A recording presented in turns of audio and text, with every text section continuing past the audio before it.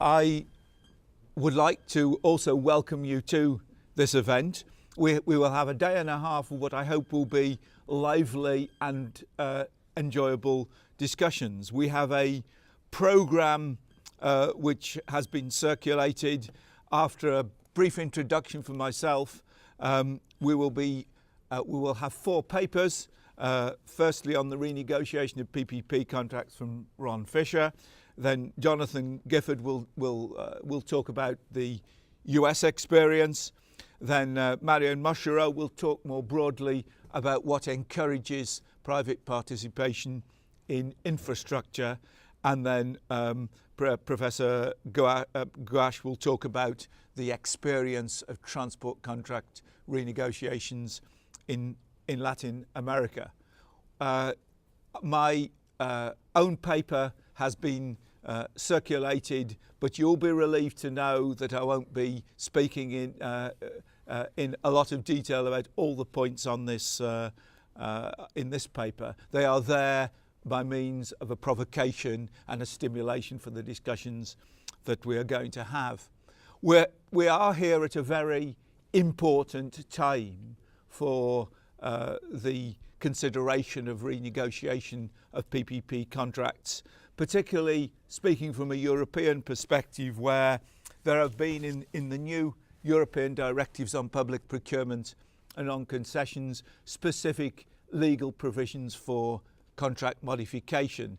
These will come into force at the latest in April 2016, but this will change the landscape in Europe. For those of you who haven't come across the organisation which I'm representing, the European Institute of Public Administration, just to be clear, IPA is not a European institution. We have been deliberately created to be a little bit offshore, so that sometimes we can say things which are critical of the way European institutions and agencies operate, sometimes to be a critical friend, saying things which can't be said by people within the institutions. However, we do have a mission to promote European integration. We are a not-for-profit organisation, and our governance is a board of governors on which 23 of the EU member states are represented. Just as regards the European PPP Forum, which I set up more than 9 years ago, this was to fill what was perceived to be a policy void in Europe at the time. In other words, quite simply, there was nowhere for policymakers to go to get advice on when PPP was the right delivery solution and how to implement it when it was the right solution. That was also the driver for my book on PPP that I wrote in 2007.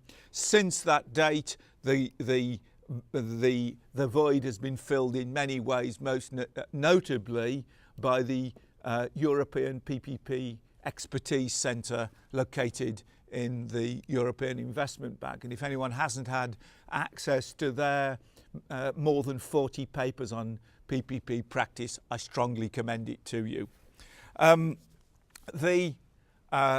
The core aim of this event is to move from an analysis of what has been happening to attempt to develop some concrete policy recommendations about how the public sector can achieve favourable outcomes in PPP renegotiations. And that stems from the core philosophy from which successful renegotiation has to follow, that the idea of PPP as a form of delivering infrastructure is to secure value for money for the public sector.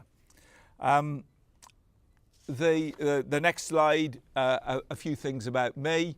The one thing just to add to that is that we may sometimes in these few days be a little bit rude about politicians. Well, I feel comfortable and able to do that because I'm talking about something I did in my past life when I was a municipal councillor in London. So that's me and what I've been doing. As I mentioned, there are a number of core propositions which I think we need to consider in this forum. Firstly, the idea that PPP is about value for money for the public sector. The doom loop of the unnecessary road to the minister's home area with a non-competitive selection, no real effort in managing the contract, and the final part of the loop being political donations by the concessionaire to the party which has awarded them the contract, is the scenario which is the antithesis of what we are trying to consider and trying to achieve in this forum. The situation we are in is that there is a lot of advice and guidance on how to award PPP contracts, and although there's extensive guidance and many reports on PPP execution, it is still, relatively speaking, a neglected subject. And the proposition being that value for money in a public-private partnership is not just the value for money secured in the award procedure, but the value for money secured through the effective management of the contract. Management of the contract having two components. Firstly, monitoring the performance of the economic operator, and secondly, effective management of change. The context in which contract renegotiation takes place, of course, is the way that the contracts, as I mentioned, was awarded, and more fundamentally than that, the way the project was selected. So the proposition is that contract renegotiation is a lower level in the food chain, and quite simply, if the awarding authority doesn't take contract management seriously and doesn't award the project by an open and competitive and transparent procurement procedure, then it's very unlikely to manage contract renegotiations effectively, both from a resources point of view and from the signals that it sends to the economic operator. The four papers that we are going to discuss, I have already mentioned, and these were the questions which the contributors were asked to address. One thing that for me clearly comes out of the papers is the idea that if many of the contract renegotiations occur during the construction phase, it means that contract renegotiation cannot be entirely satisfactorily explained by incomplete contract theory. And I'm sure we will want to discuss the notion proposed by Professor Gouache of a freeze period on contract renegotiations.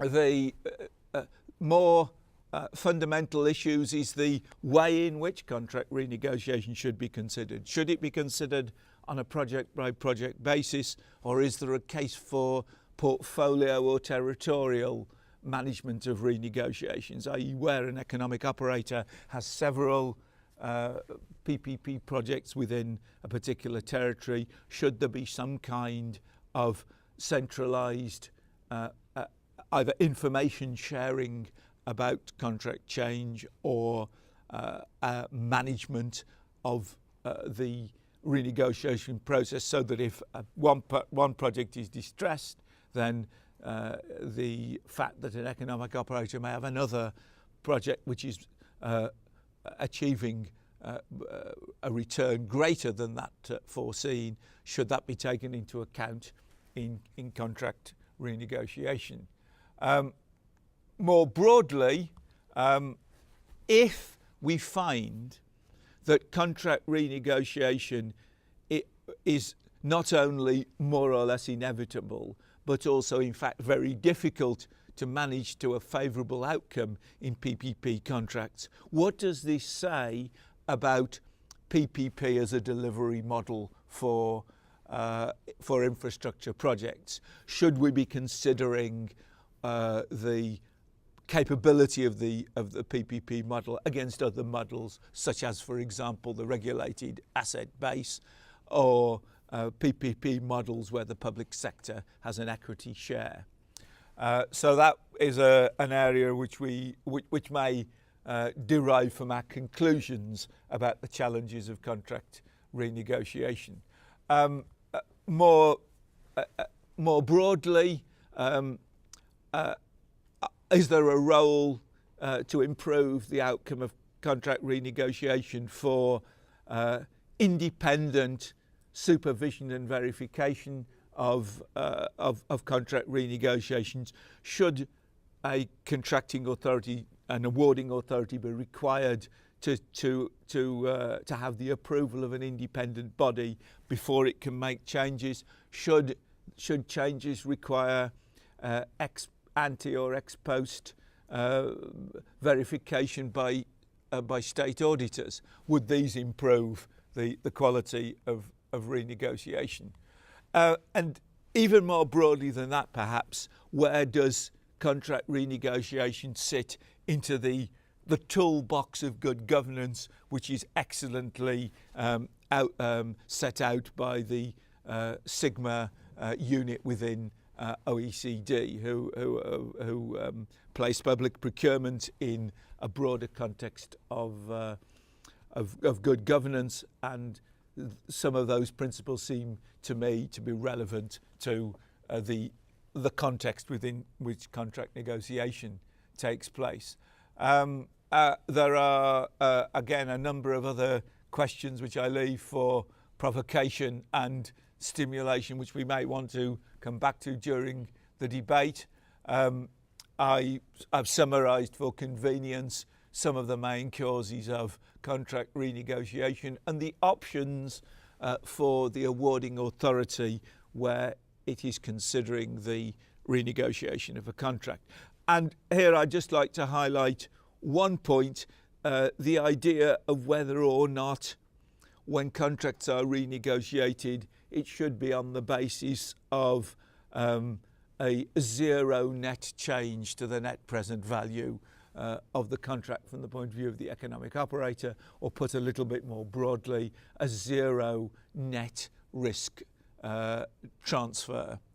That is an idea which I believe is worth considering in the overall context of the renegotiation of PPP contracts.